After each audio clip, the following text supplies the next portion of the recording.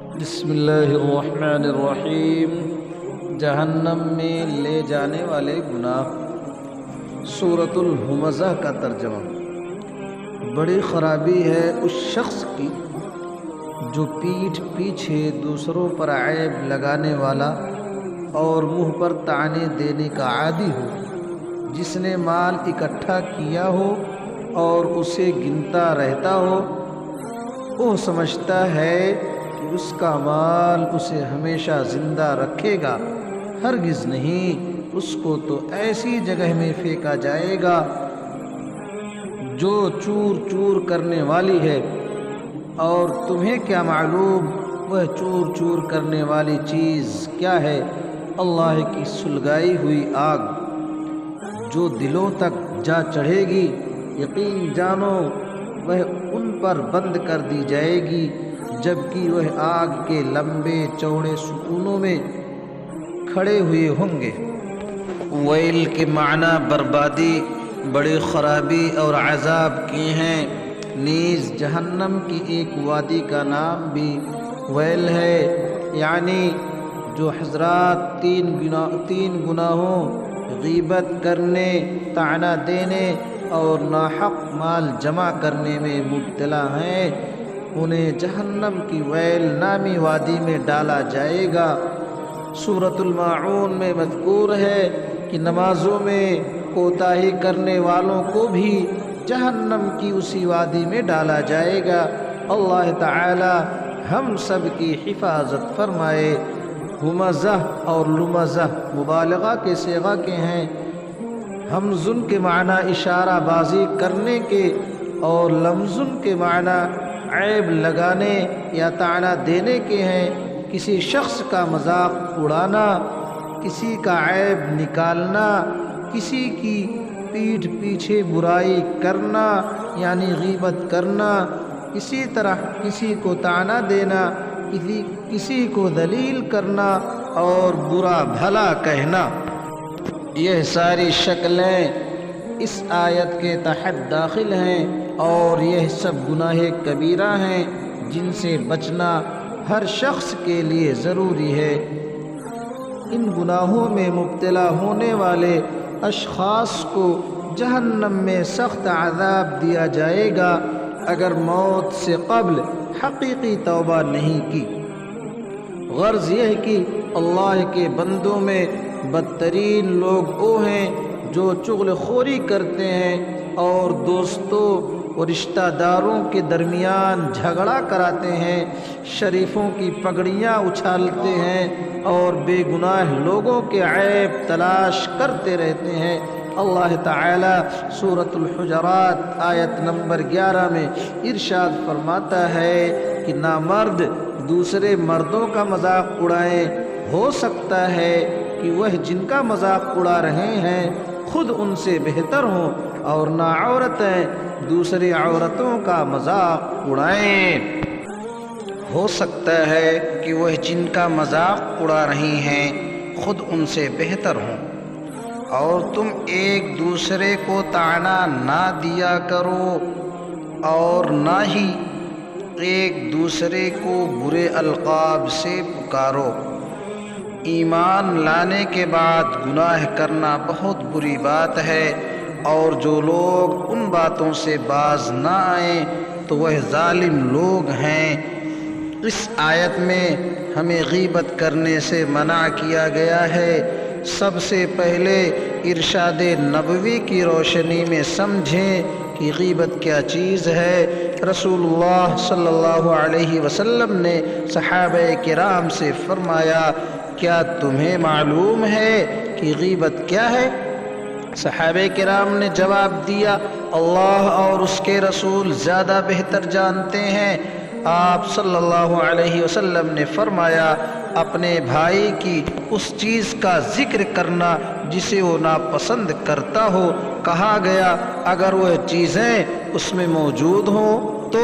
آپ نے فرمایا کہ اگر وہ چیز اس کے اندر ہو تو تم نے غیبت کی، اور اگر نہ ہو تو وہ بہتان ہوگا۔ صحیح مسلم کی روایت ہے۔ حضور اکرم صلی اللہ علیہ وسلم کے اس ارشاد سے معلوم ہوا کہ غیبت کا مطلب یہ ہے کہ دوسرے لوگوں کے سامنے کسی کی برائیوں اور کوتاہیوں کا ذکر کیا جائے جسے وہ برا سمجھے، اور اگر اس کی طرف ایسی باتیں منسوب کی جائیں جو اس کے اندر موجود نہیں ہیں تو وہ بہتان ہے۔ کسی مسلمان بھائی کی کسی کے سامنے برائی کرنا یعنی غیبت کرنا ایسا ہی ہے جیسے مردار بھائی کا گوشت کھانا۔ بھلا کون ایسا ہوگا جو اپنے مردار بھائی کا گوشت کھانا پسند کرے گا؟ اللہ تعالی نے غیبت سے بچنے کا حکم دیا ہے اور اس سے نفرت دلائی ہے۔ ارشاد باری تعالی ہے، تم میں سے کوئی کسی کی غیبت نہ کرے۔ کیا تم میں سے کوئی بھی اپنے مردہ بھائی کا گوشت کھانا پسند کرتا ہے؟ تم کو اس سے گھن آئے گی۔ سورۃ الحجرات آیت نمبر 12۔ معراج کے سفر کے دوران حضور اکرم صلی اللہ علیہ وسلم کو جنت و دوزخ کے مشاہدے کے ساتھ مختلف گنہگاروں کے احوال بھی دکھائے گئے، جن میں سے ایک گنہگار کے احوال پیش کرتا ہوں تاکہ اس کے گناہ غیبت سے ہم خود بھی بچیں اور دوسروں کو بھی بچنے کی ترغیب دیں۔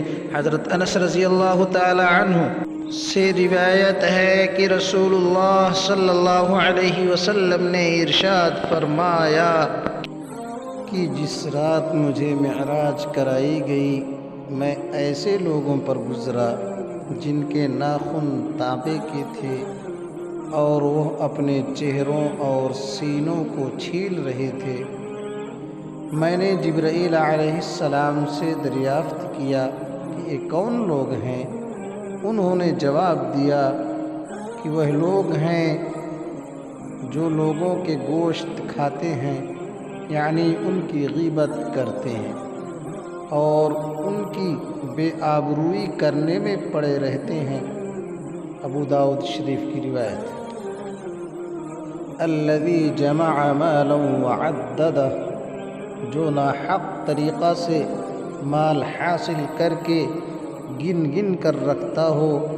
دیگر آیات قرآنیہ و احادیث نبویہ سے معلوم ہوتا ہے کہ مطلقاً مال کا جمع کرنا گناہ نہیں ہے، بلکہ مال اللہ تعالیٰ کی نعمتوں میں سے ایک بڑی نعمت ہے جس کے ذریعہ انسان اللہ تعالیٰ کے حکم سے اپنی دنیاوی ضرورتوں کو پورا کرنے کی کوشش کرتا ہے، لیکن شریعت اسلامیہ نے ہر شخص کو مکلف بنایا ہے کہ وہ صرف جائز و حلال طریقہ سے ہی مال کمائے، کیونکہ کل قیامت کے دن ہر شخص کو مال کے متعلق اللہ تعالیٰ کو جواب دینا ہوگا کہ کہاں سے کمایا، یعنی وسائل کیا تھے اور کہاں خرچ کیا، یعنی مال سے متعلق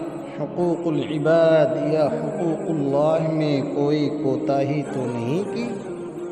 غرض یہ کہ حصول مال کے لیے کوشش اور جستجو کرنا نیز مستقبل کی ضروریات کو پورا کرنے کے لیے مال جمع کرنا مذموم نہیں ہے۔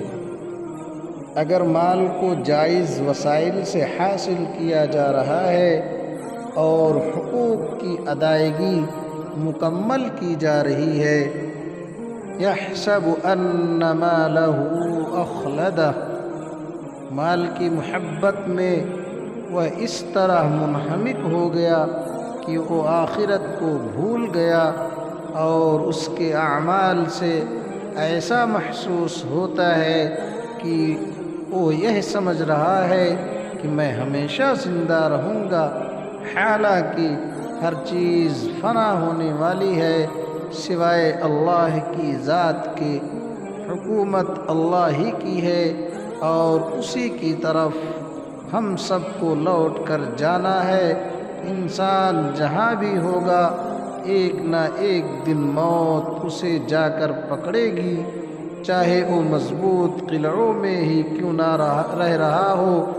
ہر شخص کا مرنا یقینی ہے، لیکن موت کا وقت اور جگہ سوائے اللہ تعالیٰ کی ذات کے کسی بشر کو معلوم نہیں۔